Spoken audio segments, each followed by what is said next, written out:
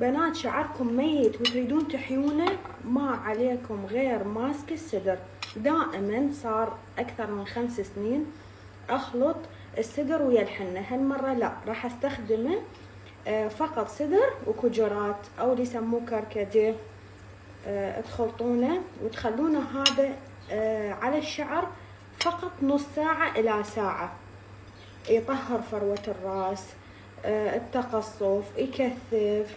شوفوا بنات، هذا القوام مالته يصير مو نفس الحنة، يصير أخف شوية. ضروري تخلون وصلة على ملابسكم حتى ما تتوسخ، وهذه همين ضروري حتى الحجية ما تطردكم من البيت.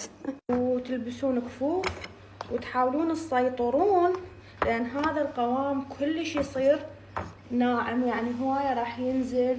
وأهم شي تركزون على فروة الراس، لأن هو هذا قلت لكم يطهر كلش الفروة. بنات بحثوا على السدر انه شلون يطرد الحسد والعين والسحر وهاي الامور كليتها، ويجذب الرزق. كلش مهم تسبحون بيه وتخلون الشعر وهواي تفاصيل.